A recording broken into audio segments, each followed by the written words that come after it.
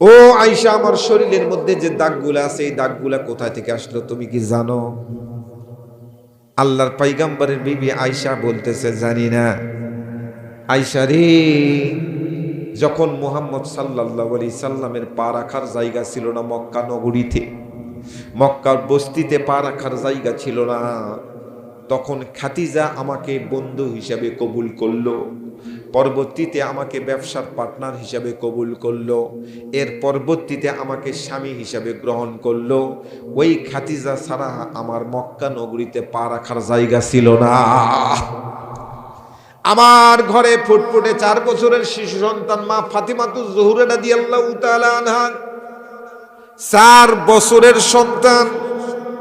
একদিন দুপুরবেলা হঠাৎ করে আমরা 3 জন মিলে একত্রিতভাবে খানা খাওয়ার জন্য প্রস্তুতি গ্রহণ করছি।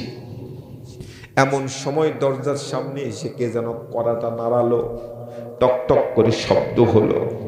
আমি মুহাম্মদ রাসূল সাল্লাল্লাহু আলাইহি সাল্লাম আস্তে করে দরজাটা খুলে দিলাম। দরজাটা খোলার সঙ্গে সঙ্গে লক্ষ্য করে দেখি আমার দরজার সামনে আবু জেহেল, উতবা, সাইবা, ওয়ালিদ ইবনে মুগিরা দাঁড়ানো। আমাকে ডাক দিয়ে বলতেছে, আব্দুল্লাহর বেটা মুহাম্মদ, আজকে তোমার জন্য একটা সুসংবাদ আছে আর আমাদের জন্য একটা সুখবর আছে। আল্লাহর পয়গম্বর বললেন, কি সুসংবাদ, একটু ওপেন করে তাড়াতাড়ি বলো। আবু জেহেল ডাক দিয়ে বললেন, আব্দুল্লাহর বেটা মুহাম্মদ রে, আগামীকাল জাবালে আবু কোবাইস নামক যে পাহাড় আছে, এই পাহাড়ের পাদদেশে তুমি অবস্থান করবে।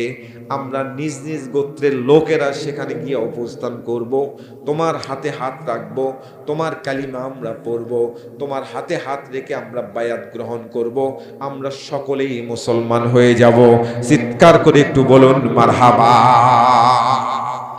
এটা আল্লাহ রাসূল সাল্লাল্লাহু আলাইহি সাল্লামকে আবু জেহেল একদিন দুপুরবেলা বলতেছে। দুপুরবেলা আল্লাহ রাসূল সাল্লাল্লাহু আলাইহি সাল্লাম ওনার শরীরের মধ্যে যে ক্ষত বিক্ষত দাগ, তিনি যে শাহেদের দায়িত্ব পালন করছেন, এই দাগ মাখা শরীর নিয়ে রওজা পাকে শুয়ে আছেন।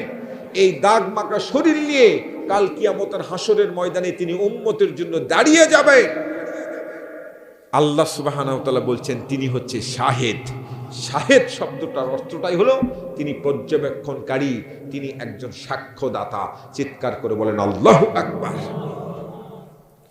এনার শরীরের মধ্যে দাগগুলা কোথায় থেকে আসলো এই কথাটা আপনাদেরকে বলতেছি। কষ্ট হচ্ছে আপনাদের? সুবহানাল্লাহ বলবেন না? সম্মানিত হাজিরিন, আল্লাহর পয়গম্বর আলাইহিস সালাতু ওয়াস সালাম আস্তে করে মাথাটা এভাবে ছোট্ট করে এভাবে মাথাটা নিচু করলেন, চিন্তা করলেন